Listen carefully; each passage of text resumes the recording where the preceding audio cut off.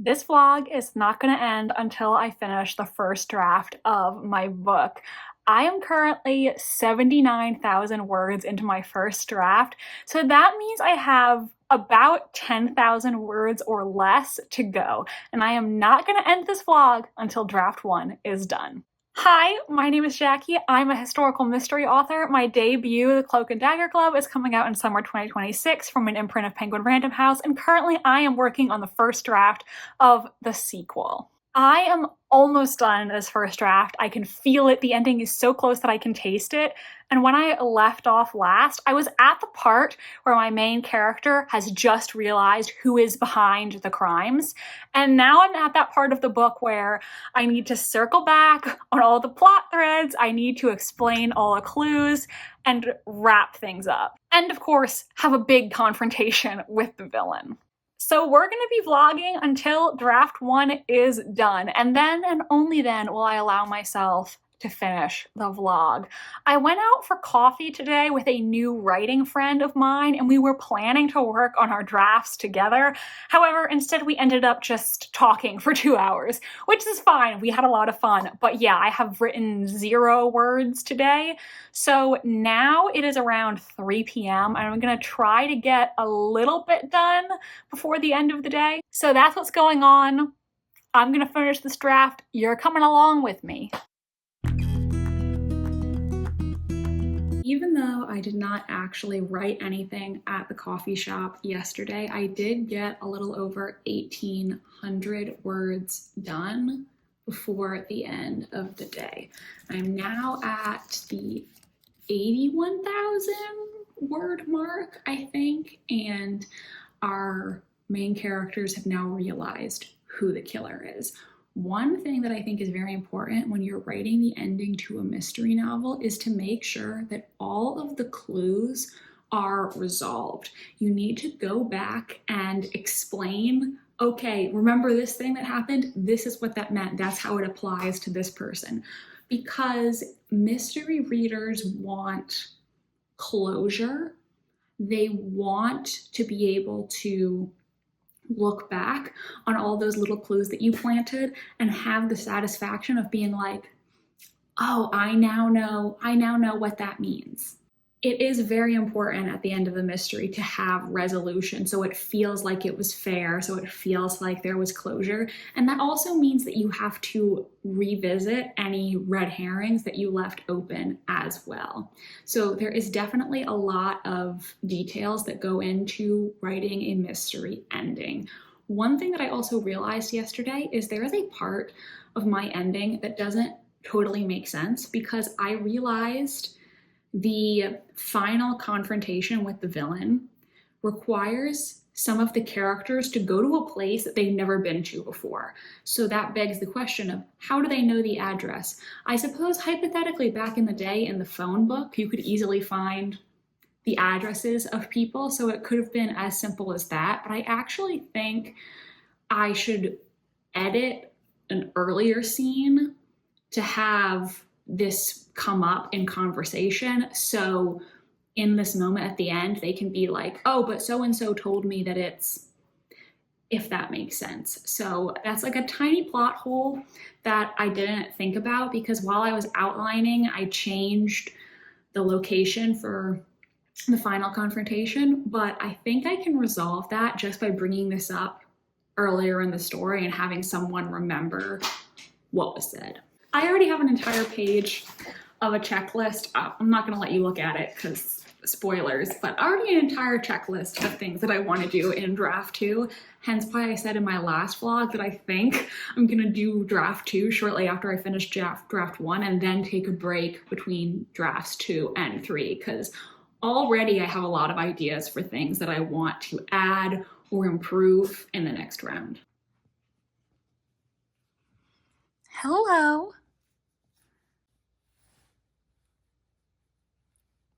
You're very cute, Drizzle. Love you. Oh, yawn.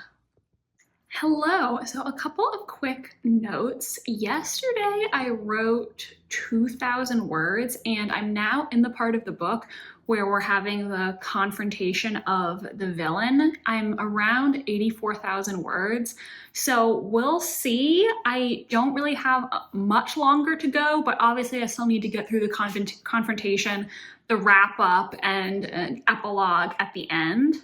I do think that I could be done really soon, and yesterday I had myself stop writing like in the middle of a thought just so that it would be easier for me to pick up today. A couple of other random things. I mentioned in my last vlog that I'm trying to find an accountant to handle my author taxes, and I still haven't found one. The first accountant that I contacted, I used their contact form, I called their office, and I emailed the guy, and nobody's gotten back to me. So now considering other accountants. Eventually I'll find one. And another thing that I'm going to work on this week is contacting potential photographers for my author headshot. I also want to get some additional photos for my future website so that I have lots of different professional photos to choose from. Obviously, that is an expense, but I think it is a good investment to get high quality photos so that I can have a headshot I really like and also a website design that I really like. So I am reaching out to people to see who could work with me on that. And obviously I don't know how far in advance these people book up. So I want to make sure that I have enough time. I would, I guess, like to get the photos taken this fall, possibly, just so I have them and I'll have my headshot ready whenever the publisher asks for it, and then I can work on building my website. I'm really not sure if I want to hire somebody to build my website or if I want to do it myself with a platform like, say, Wix or something. So if any of you have experience creating a website, either hiring someone to do it or using one of those platforms, do let me know in the comments what you thought of your experience and if you have any advice. So those are all things on my author to-do list. I do feel good about my first draft. I feel like I'll be done soon, and we'll see how long it ends up being. Latest word count, 85,342. I might write just a little bit more today to finish my thought. Some things that I Googled today for this scene include how to break down a door and hostage negotiation tactics. If there is an FBI agent in my computer whose job it is to monitor me, I definitely make their job more interesting. I do feel like in every first draft that I've written so far, I do get a little villain monologue-y at the end, and that's something that I always try to refine in later drafts. Whenever you write a mystery, I think it is important to explain the clues and make sure there aren't any unanswered questions, but sometimes it can veer a little bit into like, here, let me explain all of my evil deeds territory. I think my best advice for combating the villain monologue is if there is a scene where one of your main characters is talking to the villain in a dramatic confrontation, make it so it is a little bit more like a conversation and not just a one-sided, let me tell you about all of my evil deeds and how we got to this point. Because it is always kind of ridiculous when the villain is going on this long monologue. And if they just shut up, they could have gotten away with it, right? But I think if you make it a little bit more so like the person is stalling and so they're asking the villain, oh, what about this? That was you? Then it makes a little more sense because it's not a one-sided discussion of just the villain monologuing and going off about things that really aren't that important. I do think for the next book that I write, because I hope there will be a next book after this one, I think I really want to do a more traditional drawing room scene at the end of that book, not necessarily set in a drawing room, but that scene of the main characters getting all the suspects together and being like, okay, we're gonna explain everything, we've cracked the case, and, you know, basically publicly calling out the villain, very like Poirot style. I think next time I would really like to do that because all books that I've written so far, including the one that didn't get published, have involved the villain holding somebody hostage or threatening somebody's life or being about to murder the main character and then somebody having to come and rescue them. So that's what I've done in all the books so far. And I think that works because it's a very high tension situation, a race against time. But I think next time I'd like to do a more classic drawing room scene for the ending. I think that would be fun. Hello. It is the middle of the workday. I am going to have lunch right now. And my update is that last night I got through the confrontation with the villain scene. The villain has been apprehended. So now I'm in the part of the book where I just need to wrap up all the loose ends and wind down all the plots.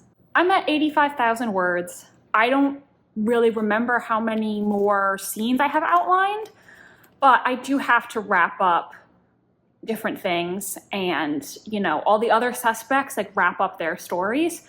So I'm not sure how long it's going to be. It might be kind of long, but we'll see how it goes.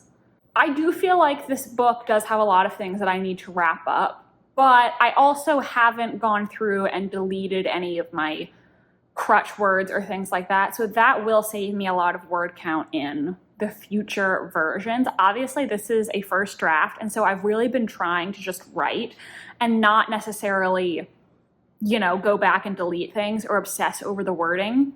I feel like if I set my mind to it, I could be done this weekend. Don't know if realistically that's going to happen, but in the next week, I think. I don't have that much more to go. And this is crazy because, like I mentioned before, I determined that if I continued at my current pace, I would be done in early August. And currently it's still only mid-July. So this really came together even quicker than I expected, this first draft.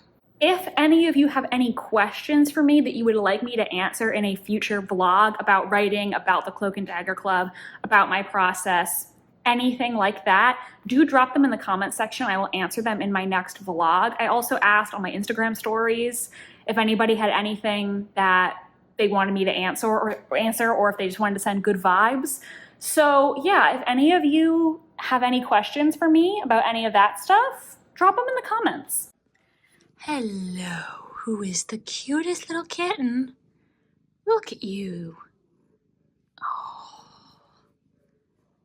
Ooh.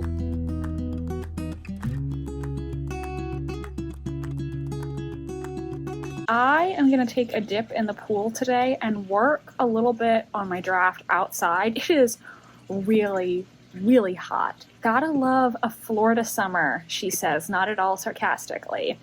Another thing is, okay, remember how I've mentioned in vlogs before that I have an issue where Microsoft Word is continually turning my documents into read-only documents. And this morning I had an issue where I was working on my draft during breakfast, and all of a sudden it changed the document name to like that little squiggly WJ and then a bunch of numbers. And it sent my document to my Google Drive trash. And this was an issue because I can't have Microsoft Word deleting my documents, especially since this is the first draft. And if it disappeared, I don't know what I would do, because that would be 80-something thousand words of work gone. So I contacted Microsoft support, and I was talking to one of their advisors in chat. And what he suggested was to edit the document on a local drive, like directly in my MacBook's desktop or documents, because he thinks this issue is due to Microsoft Word struggling to connect with Google Drive. And so it's turning the documents into read-only, or what happened this morning was coming up with a temporary file name because it was struggling to connect.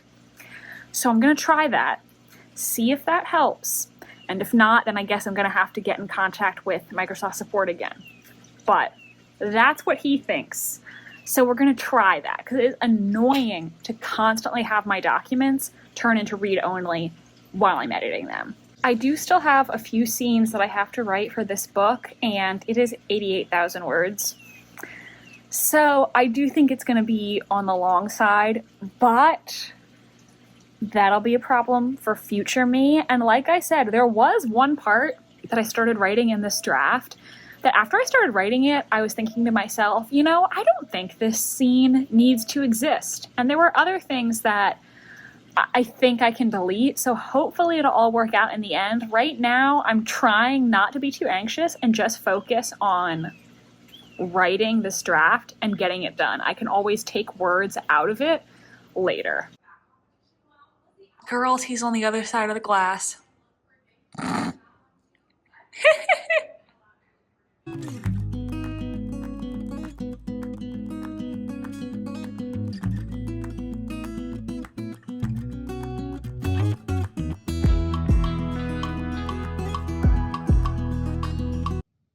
Y'all,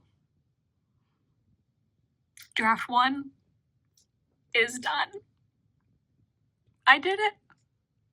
I'm so excited. I just broke my nail putting my phone in my tripod, but oh my god, I finished the first draft of the Cloak and Dagger Club Book 2, which presumably you're all gonna get to read approximately 2 years from now. This is so crazy. This is the 3rd manuscript I've ever completed and the first time I've ever written a book knowing for sure that it was definitely going to be published, which was very exciting and also nerve-wracking because obviously I was putting a lot of pressure on myself to make it good. And it does need work, obviously, because this is the first draft, but I am very excited and I hope that you're all gonna love this sequel when you get to read it. I do still have to figure out some of the mixed media elements for this book, and that is going to add to my word count. I am currently at 93,000 words for this first draft, which is longer than I would like it to be, but that's a problem for the future version of me. Future Jackie is gonna have to figure that out, and you know, obviously, if I'm not sure how to make it shorter, I can always send it to my agent and my editor and ask them, okay, what do you think about this length, obviously. I don't know when exactly I'm gonna start draft 2. I am feeling inspired and excited to start it. And like I said in my last vlog, I'm planning to take a break between draft 2 and draft 3. So I don't know when exactly I will start draft 2, but I know that I will be vlogging and bringing you along with me when I do that. If you watched this whole video, put a champagne emoji in the comment section. I'm gonna buy a really nice bottle of champagne next weekend to celebrate this accomplishment. I really appreciate all of you following along on this journey, and please do hit that subscribe button because your support inspires me to make more videos like this one. Let me know how your writing is going in the comment section if you're currently working on any projects. And if you want to watch another one of my videos, why don't you check out this one that I filmed back when I was writing the Cloak and Dagger Club, in which I try out Agatha Christie's writing routine. Thank you all so much for being here today, and I hope you have a wonderful rest of your day. I will see you next time. Goodbye.